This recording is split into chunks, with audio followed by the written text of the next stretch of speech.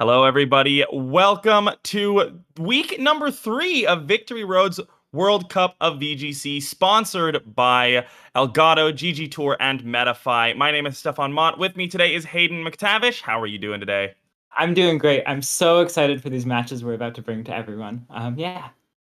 It's going to be fun. We're in week number 3, the group stage. That means that this is the final week of stage number 1. Dreams will be crushed. Dreams will be accomplished.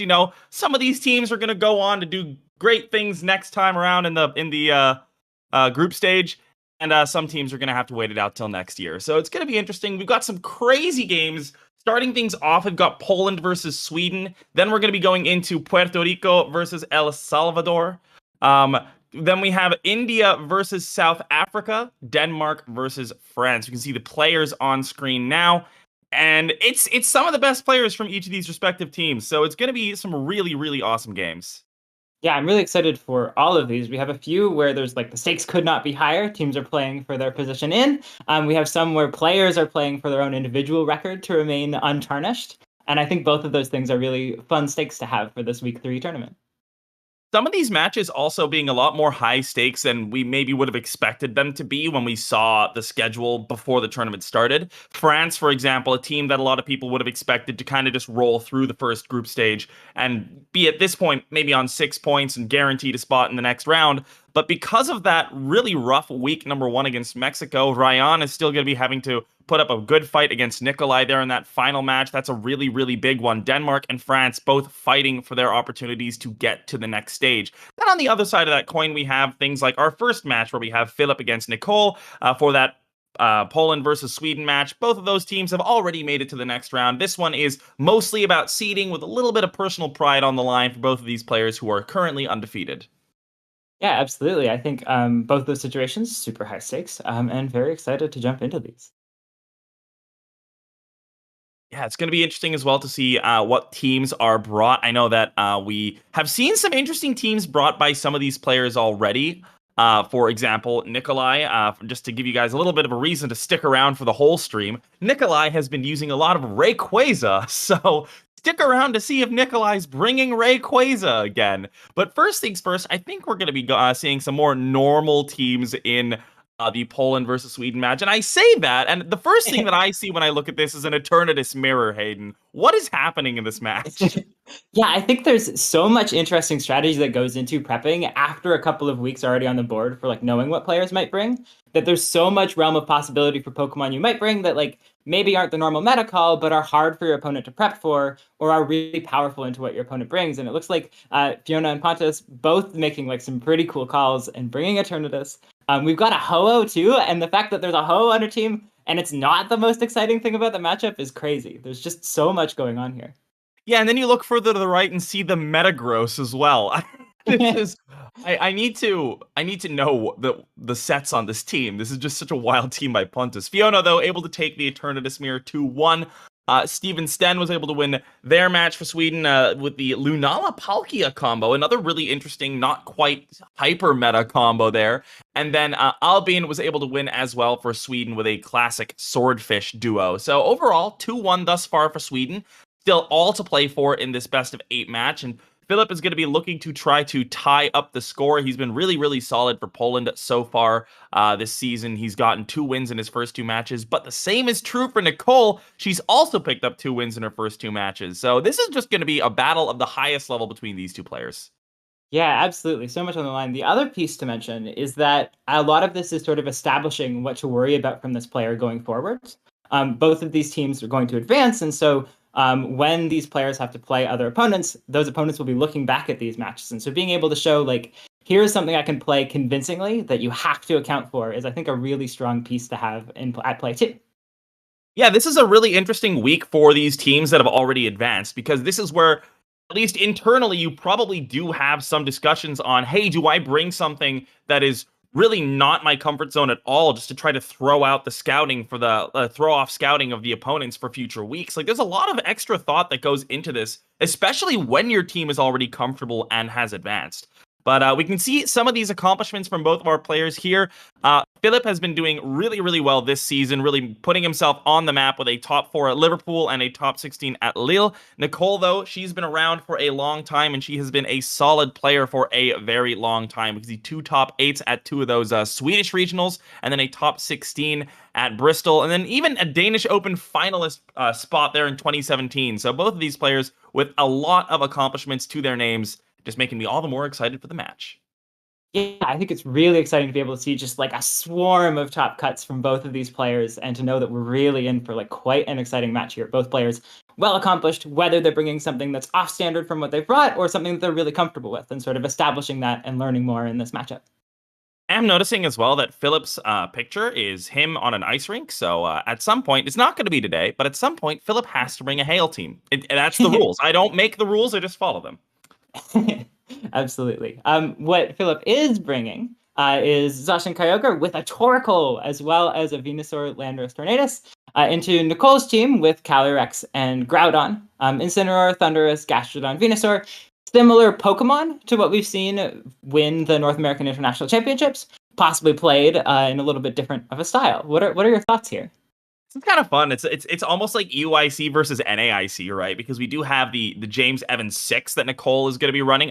I do think that she's run this a little bit this season already, if I'm not mistaken, with somewhat different sets. And then on Filip's side, he's got the Torviv, almost Torviv 6 from UIC, where Torviv did really, really well as well, top cutting that event. I believe that Landorus was an Incineroar on that first variation of the team.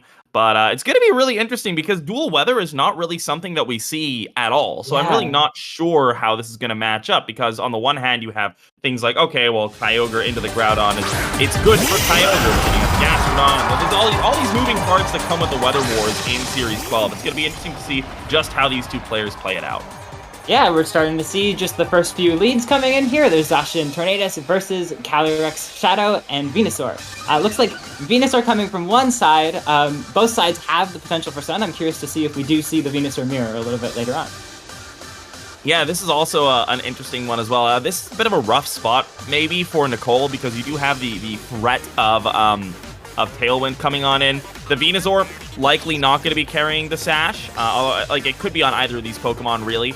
But we're going to have to see how aggressive Filip wants to get. Tailwind Behemoth Blade could be really, really difficult to deal with here, but it's just going to be a bit more of a passive play here with the Icy Wind and the Protect. Yeah, we see Protects coming out from both sides. Zacian and Venusaur protecting themselves. Willis goes into the Zacian, good Protect there, and the Icy Wind goes out. Now the Zacian is faster than the Calyrex Shadow. Yes, indeed it is. And also, very importantly, the Focus Sash that very well could have been on that Calyrex Shadow Rider is also gone. Now, no confirmation that is where it is. Venusaur, another Pokemon that loves to run that. But now we have the opportunity to see what we were talking about before. A potential Behemoth Blade Tailwind coming out. That's going to be difficult for this Venusaur to deal with. Yeah, absolutely. I think we sort of saw the counterplay to that Tailwind. Attack play from last turn, protect the Venusaur, go for Will-O-Wisp, and now that's no longer as safe of an option. Nicole has that Focus Sash potentially broken, and can't just stop the Zacian, and so we'll have to see if there's another counterplay she can come up with. Yeah, this is really tough, because in many ways it is a kind of a 50-50. Nicole, either of these Pokemon being targeted by a Behemoth Blade is probably going to go down. We're going to see which one Filip decided to target here, as the Venusaur looks to be the target of this attack, and there's no Focus Sash on that Pokemon. Down it goes. Some absolutely invaluable information that the Venusaur does not have a Focus Sash going forwards. Probably a pretty good sign that it is the Calyrex. But in turn for getting that information in that KO, you do take a burn on your Zacian, and that's a pretty big hit to the amount of damage that you can do in these next few turns of Tailwind. Yeah, for sure. The Zacian, of course, going to be somewhat neutered there damage-wise, not going to be able to finish off the Calyrex from the HP that it's currently at. But regardless, I feel like if you're Filip, you're pretty okay with the return on that investment, right? Even if the Zacian doesn't really do that much more, picking off the Venusaur is a really big deal. Venusaur is such an oppressive Pokemon in this format. Yeah, I think you have to always feel like you're breathing a sigh of relief when you know that there's no sleep powders coming out from the other side of the field. Gotta pat yourself on the back for that one. That said, though, there's a whole lot of a momentum shift this turn. That, like, you've only got so much to use, so many turns to use with Tailwind, and now the Zacian can't do a whole lot. This Groudon sort of has free reign for at least a turn, sort of do a lot of damage. Interesting decision here by Philip. The Gastrodon's going to come in on Nicole's side, but Philip clicked Hurricane in the Sun. I guess in some ways, the Tornadus has already accomplished its goal, right? The other Pokemon in the back for Philip are likely to be faster than the remaining Pokemon, or than these two Pokemon at least for Nicole. So maybe the Icy Wind is not a big deal. Maybe it's just worth going for that 50-50, but only 50% accuracy in the Sun. So the Hurricane, we're going to have to see if it comes on out. If it does hit, though, it's going to be quite a lot of damage. Yeah, so Behemoth Blade coming out, presumably into the slot that used to be a Calyrex, and now is a Gastrodon. That double up, if the Hurricane had also hit, would have taken out the Calyrex, so it's nice for Nicole to sort of play safe, even though this Hurricane, it's a coin flip, and it misses. So Nicole would have been safe, but nice to just sort of switch in the Gastrodon and make sure you're okay. Quake coming out to get rid of that Zacian. All right, back to 3 versus 3 here. Even Pokemon on either side. We're going to have to see what's in the back for Philip. I imagine we're probably going to be seeing Kyogre in there somewhere. The question is, what is Pokemon number 4? Venusaur could be really, really difficult to deal with, and Landorus Therian could also be somewhat difficult to deal with, depending on how it's being run. Looks like it is going to be a Venusaur and the Kyogre. We see the Life Orb on that Kyogre as well. Going to mean that that thing can dish out insane amounts of damage. Even if this Groudon is quaked up to the sky, that's still going to be a very, very scary amount of damage coming out of a Life Orb Kyogre. Yeah, some really interesting play here that Nicole was able to position so that this Kyogre can't come in safely. There's like a +1 special defense Gastrodon set up on the field next to a Dynamax Groudon. Some really good momentum play, but it's so hard to account for both the Kyogre as well as all the other things that Philip could have in the back. I really like this from Philip as well. Going to Gigantamax this Venusaur. It's a pretty safe hit to go into the Gastrodon. If it protects, it's still going to take quite a lot of damage. It can't switch out. It's just a Calyrex Shadow Rider in the back. That would probably go down to a combination of the actual attack plus the Vines. So this is a very, very difficult turn for Nicole to play out. We're going to be seeing Protect coming out from the Tornadus. What is the Gastrodon going to do? It probably survives if it protects, but it's not going to opt to do that. And Venusaur is going to take that KO easily. Such a huge shift in momentum for Philip. Like, now you've got that Kyogre in the back, and it no longer has this obvious counter. Groudon can't even switch out to reset the Sun. That's such a wonderful thing to set up. The Max Quake does go out in retaliation, but that's not going to KO a Venusaur, and that's going to put Nicole in a really tough spot for closing out this game. I believe we still have one more turn of Tailwind, which is going to be a pretty big deal as well. But the other issue is if you want to stall out that turn of Tailwind, Nicole's not going to be able to remove the Tornadus, which means there's just going to be more Tailwind. So Philip really playing this match really, really well to start off this set. Nicole going to need to pull out something of a miracle to come back. But, you know, if that's an Assault Vest Groudon, maybe getting up to +3 special defense, maybe? There might be some way. It would be very impressive if Nicole is able to find a way out.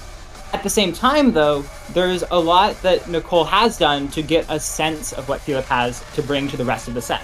We've got the sense of, like, the Kyogre is always a threat in the back. The Venusaur is scary, too. We're going to see if there's any more information Nicole can get in these last couple turns. Yeah, we do see the Max Quake coming on out. I believe the Venusaur did take over 50% from the Max Quake on the other side of the field, so the Groudon might be able to remove that Gigantamax Pokemon. A huge crit coming in to the Calyrex. But that's going to be, let's see. If there's a Max Fire move, it's going to definitely go down, but Icy Wind going to be coming on out first. Just going to do a little bit of extra chip damage to that Groudon and maybe help Philip confirm whether or not that is an Assault Vest. +2 special defense. I wouldn't be able to tell the difference, I'm not going to lie. Like, you're already not doing very much damage. But here we go. Rockfall into the Tornadus. That's going to mean no more Tailwind. And pretty well handled there by Nicole. Overall, a very, very good turn for her. Not much going against her at all, really. Just a speed drop into the Groudon, which is probably going to be somewhat inconsequential. Yeah, I think that's a wonderful way to play this turn. Just sort of make sure that the Venusaur won't have the speed advantage on Calyrex as Tailwind goes down. You also change the weather. I think the challenge is going to be, like, we know, and Nicole doesn't yet, that the Kyogre's in the back. And I think it's going to be really hard to figure out a way to navigate that, as well as the Venusaur still having that one more turn of Gigantamax. Interesting as well to see the Kyogre running Origin Pulse here. That is one of the hallmarks of a Life Orb Kyogre set, is that a lot of them don't run Origin Pulse, which kind of forces the Kyogre to be more of a Dynamax candidate. But in this variation, you can see Philip deciding, you know what, no, I want the Life Orb damage on my Kyogre. but I know that I want my Venusaur to be maxing or my Lando to be maxing, so I'm gonna continue to run that Origin Pulse, dropping Ice Beam for that instead. But in this case, that's gonna be a very, very helpful piece of tech to have. The Calyrex being significantly faster probably will be able to chip that HP of the Ogre down quite substantially, so maybe not the right time to be clicking Water Spout. Yeah, I think really helpful to see that Filip has like a consistent option to Dynamax something else, because there's just so much you have to worry about if you have to handle both the potential for the Kyogre to come in and the potential for the Venusaur to Gigantamax instead of Vines and everything.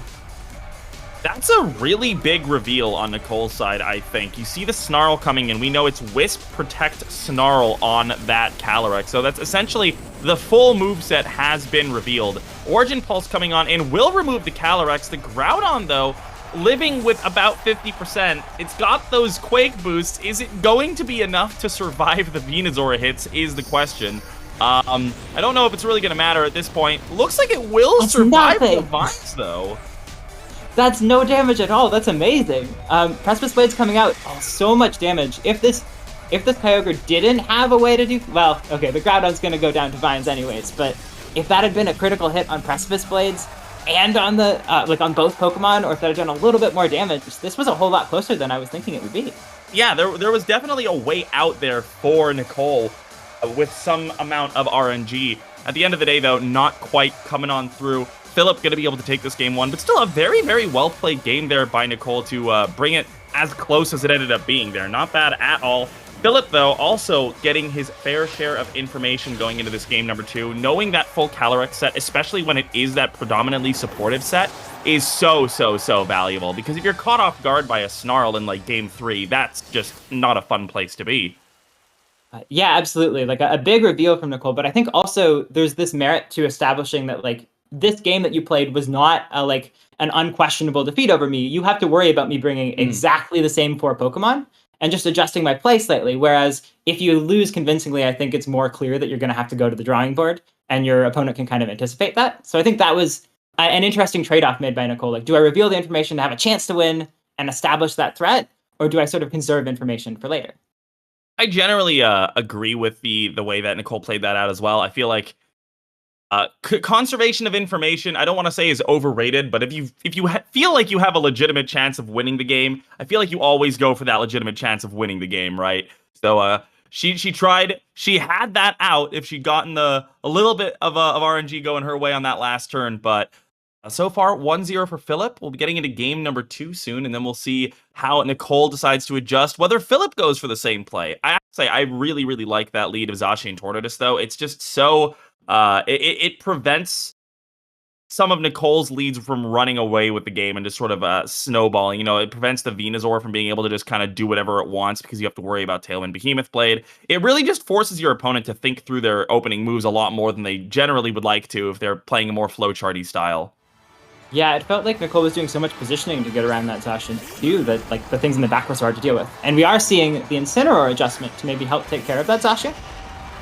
Oh, but it's a complete adjustment here from Filip as well, opting for his Sun mode. We've got Nicole, and, there's no Kyogre on the other side of the field. There's not really any way to turn off this Sun at this point. So, an interesting lead.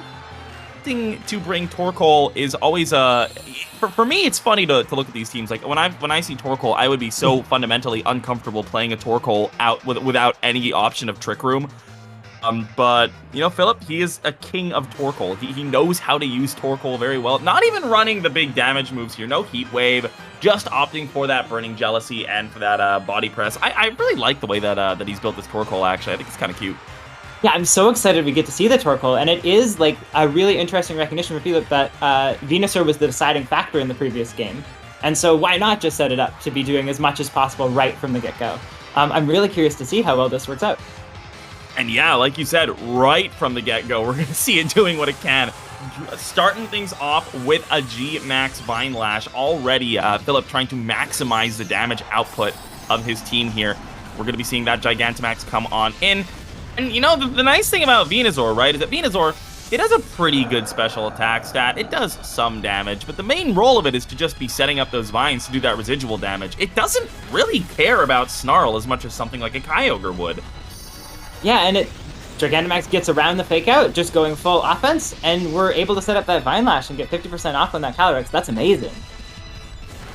Yeah, I mean, that's just so much damage right off the bat. We're going to be seeing it go down to about 30% after the Vines damage. Snarl's really cool. Torkoal's going to not quite be able to pick up, I don't think. I mean, the -1 is quite a big deal, but Callie, ooh, okay, just barely going to survive the Vines there. That Snarl coming in just a little bit clutch. And this is always a bit of a weird position to be in as the player with the residual damage, right? Like, whenever I'm in this position, I'm like, all right, I don't actually know, like, do I want to remove the Calyrex to prevent it from getting another attack off, or do I just let it go down to the Vines? Yeah, absolutely. But I think what a wonderful problem to have. Like, oh, my Pokemon are going to faint even if I don't do anything at all. I think Filip in a great spot here. The cost of going for that Gigantamax right away is that you do have, like, your max committed with no special attack, and it is just going to play defensively. But such a big game to get rid of that Calyrex. Make sure that, like, sure, it can Snarl the Torkoal, but it's going to go down this turn no matter what it does. And the Snarl and the Torkoal is not going to do anything because the Torkoal, we saw, it clicked Body Press. So Filip just dishing out so much damage to this lead. How much is this going to do? We've already seen some Vines damage come on into the Incin. It's not quite going to go down, but it's also so low now. Nicole has struggled to find any kind of momentum with this switch up, and now one of her restricteds is gone, and the most important supportive piece of the puzzle is down to red HP. Yeah, we were just talking about how scary that Zacian is as a lead, and I think here it's just as scary as a threat in the back. That, like, now that this Incineroar is low, how are you going to be able to handle the Zacian coming out at the end and just clicking Behemoth Blade? Yeah, one of the nice things as a Zacian player, right, is that once you get the opposing Incineroar this low, you don't have to care about clicking Behemoth Blade into an Incin switch in. It's just going to go down anyway. So it makes your decisions a lot easier when you get to that stage of the game. But the Groudon's going to be the answer from Nicole. We'll see what she's able to do with this. Not really that much damage potential on the field against this Groudon, but if the Torkoal managed to maybe tank a hit, Burning Jealousy could be a threat. Nicole knows Burning Jealousy exists, so we're going to have to see how she decides to play around this. But I feel like the Groudon, even with Assault Vest, should probably be able to pick up that Torkoal. Yeah, we'll have to see what this Groudon can do. We saw it was really useful last game, and, like, there's only a little bit of Dynamax left for Filip, so maybe something can happen here.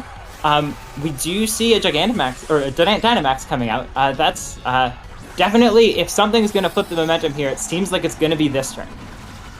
Yeah, the Groudon goes big. We'll see just what it can get done. I feel like you have to target down the Torkoal at this point because you know about Burning Jealousy. You can't really go after the Venusaur. And then the Venusaur, of course, you can pick it up next turn as well when it goes back to half its HP, right? So Quake coming on in. Venusaur going to take a little bit of damage from that, not too much. I also like the switch in here of the Venusaur to also eat up some of the residual damage, right? As a grass type, the Venusaur doesn't take damage from Gmax Vine Lash, so that's kind of neat. But here's the Quake into the Torkoal, should pick up, and down it goes. Yeah, so, I mean, we're back down to 3-3, and Nicole does still have Dynamax turns left. That's pretty impressive. And, like, sure, there's the Venusaur on Filip's side, but now there's also the Venusaur on Nicole's side.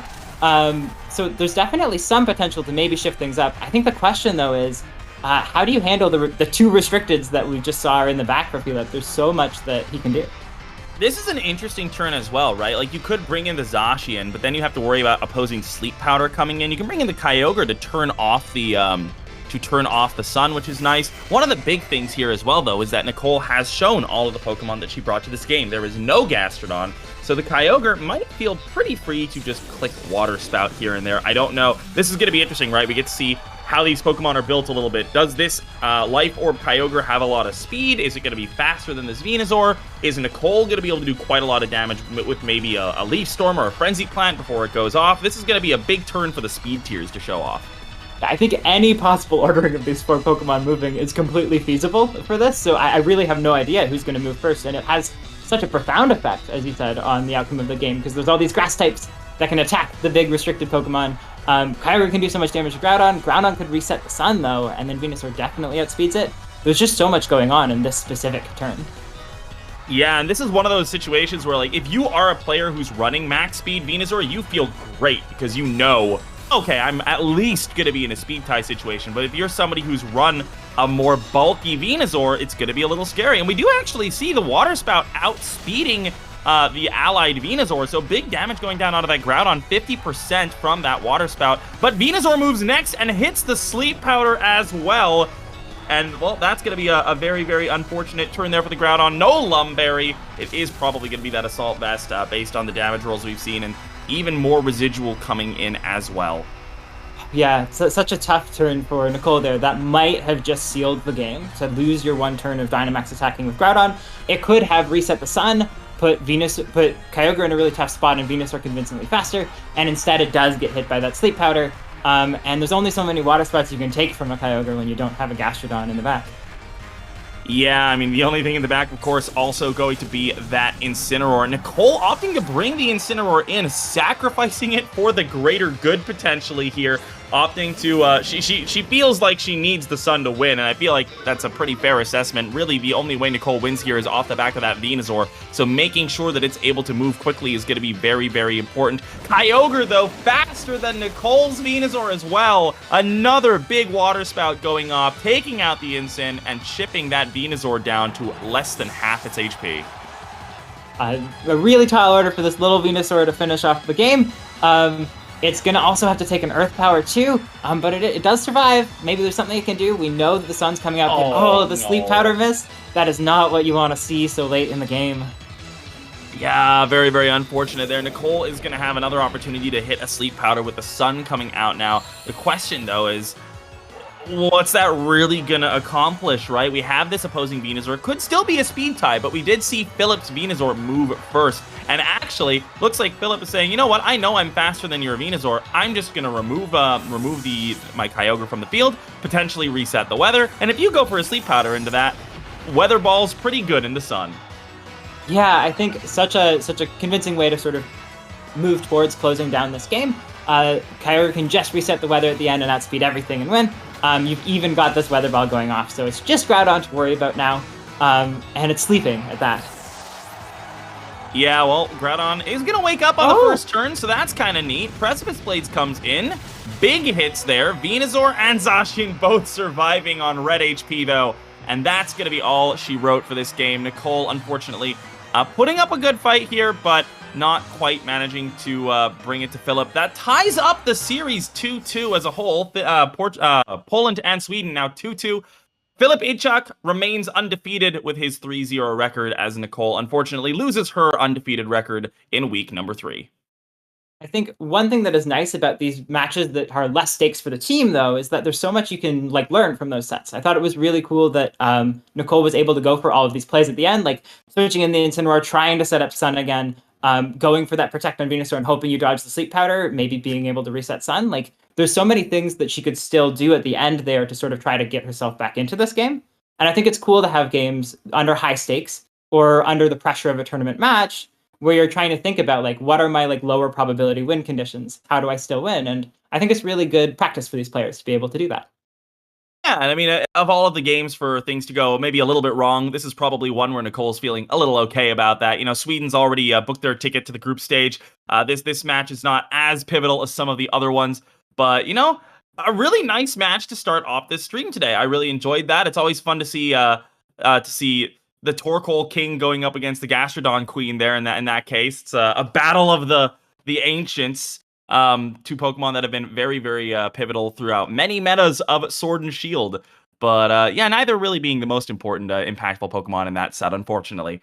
But we have 3 more pretty awesome games coming up for you guys today, so we're looking forward to the next one. It's going to be Puerto Rico going up against El Salvador with Jonathan Quinones versus Leonardo Epigenio. So that's going to be a pretty wild one as well. Don't go anywhere. We have more VGC action right after this.